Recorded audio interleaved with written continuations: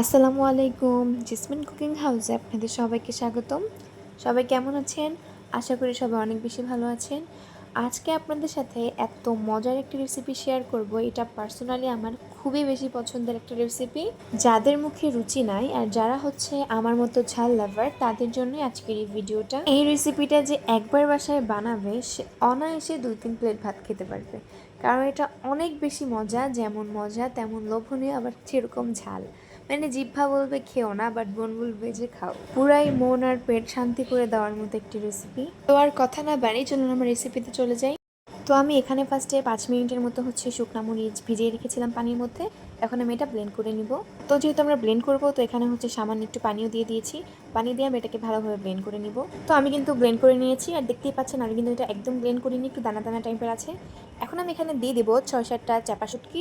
চাপা শুটকিটা দিয়ে এটাকে আমরা আবার ব্লেন্ড করে নিব, কিন্তু আমরা কিন্তু এটা একবারে ব্লেন্ড করব না, আমরা এটাকে একটু দানা দানা রাখবো। ভিডিওতে দেখে আপনারা বুঝতে পারছেন যে এটা হচ্ছে আমরা কিরকম রেখেছি। তারপর আমি এখানে 2-3টা কাঁচামরিচও দিয়ে দিয়েছি। কাঁচামরিচটা দিলে ফ্লেভারটা খুব ভালো আসবে, খুবই স্ট্রং একটা ফ্লেভার আসবে।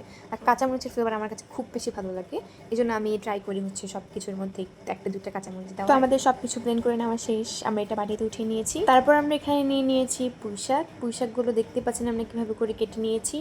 তো এখন আমরা মেন রান্নায় চলে যাব। তো এই জন্য চুলা একটি কড়াই বসিয়ে দিয়েছি, আর এখানে দিয়ে দিব বেশ খানিকটা তেল। তেলটা যখন হালকা গরম হয়ে যাবে, তারপর আমরা এখানে দিয়ে দিব আধা কাপ পেঁয়াজ কুচি। পেঁয়াজটাকে তারপর আমরা হালকা ব্রাউন করে ভেজে নিব। পেঁয়াজটা যখন ভাজা হয়ে যাবে, তখন আমরা এখানে দিয়ে দিব রসুনের কোয়া। এখন আমরা পেঁয়াজ আর রসুনটাকে ভালোভাবে লাল লাল করে ভেজে নিব। তো আমাদের পেঁয়াজ আর রসুন লাল লাল করে ভেজে নেওয়া হয়ে গিয়েছে। এখন আমরা ব্লেন্ড করা শুটকি মরিচ ওগুলো দিয়ে দিব। হ্যাঁ, দিয়ে আমরা এটাকে ভালোভাবে নেড়ে নিব।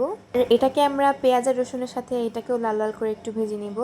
তো আমাদের মশলাটা ভালোভাবে লাল লাল করে ভেজে নেওয়া হয়ে গিয়েছে। আমরা এখানে দিয়ে দিব হাফ চামচ হলুদের গুঁড়া, আর দিয়ে দিব স্বাদ মতো লবণ। পরে এটাকে আমরা ভালোভাবে মিশিয়ে নিব। মিশানো হয়ে গেলে আমরা এখানে সামান্য একটু পানি দিয়ে দিব।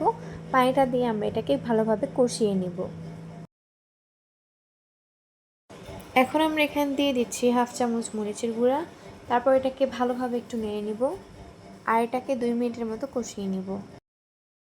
তো আমাদের মশলা কষানো হয়ে গিয়েছে। এখন আমরা এখানে দিয়ে দেবো কেটে রাখা পুঁইশাক। আর এখানে আমরা আহামরি অনেক বেশি পুঁইশাক নিইনি, অল্প কিছুটা পুঁইশাকের পাতা আমরা নিয়ে নিয়েছি, যেটাকে কুচি কুচি করে কেটেছি, তাই বেশি লাগছে। রান্না করলে দেখবেন সে অল্প হয়ে গেছে। হ্যাঁ, তো এটাকে আমরা এখন ভালোভাবে মশলার সাথে মিশিয়ে নিব। মিশানো হয়ে গেলে আমরা এটাকে ঢাকনা দিয়ে ঢেকে দিব। তো বেশ কিছুক্ষণ পর অবস্থা আপনাদের দেখিয়ে দিচ্ছি। আমরা কিন্তু এর মাঝে ঢাকনা উঠিয়ে বেশ কয়েকবার নেড়ে দিয়েছি। তো এরকম ঢাকনা উঠিয়ে আপনারা কিছুক্ষণ পরপর হচ্ছে এটাকে ভালোভাবে নেড়ে দিবেন, নাহলে এটা নিচে লেগে যাবে। আর এখানে আমি হচ্ছে আধা কাপের একটু কম পানি দিয়ে দিয়েছিলাম, বাট এটা হচ্ছে ক্যামেরায় স্কিপ হয়ে গিয়েছে। আপনার এখানে অল্প সামান্য একটু পানি দিবেন, পানি দিয়ে হচ্ছে এটাকে ঢাকনা দিয়ে ভালোভাবে হচ্ছে রান্না করে নেবেন। তারপর পানিটা একদম শুকিয়ে আসা পর্যন্ত, যখন দেখবেন পানিটা একদম শুকিয়ে গেছে আর তেলগুলো উপরে চলে আসছে, তখন ভাববেন যে আমাদের রান্না ডান। তো আমাদের রান্না হয়ে গিয়েছে। এখন আমি এটাকে একটা বাটিতে উঠিয়ে নিব।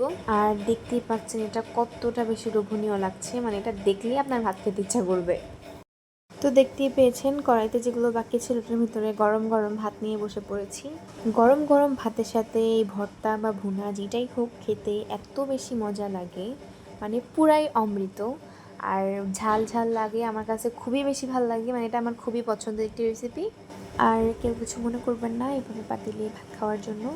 আর যাই হোক, এটা আমার কাছে ভালোই লাগে।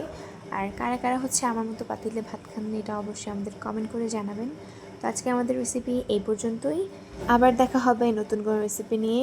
আর যারা যারা আমাদের চ্যানেলটিকে সাবস্ক্রাইব করেনি, তারা অবশ্যই আমাদের চ্যানেলটিকে সাবস্ক্রাইব করে দিবেন এবং লাইক কমেন্ট শেয়ার করে আমাদের পাশে থাকবেন। তো আজকে এই পর্যন্তই। সবাই ভালো থাকবেন, সুস্থ থাকবেন। আল্লাহ হাফেজ।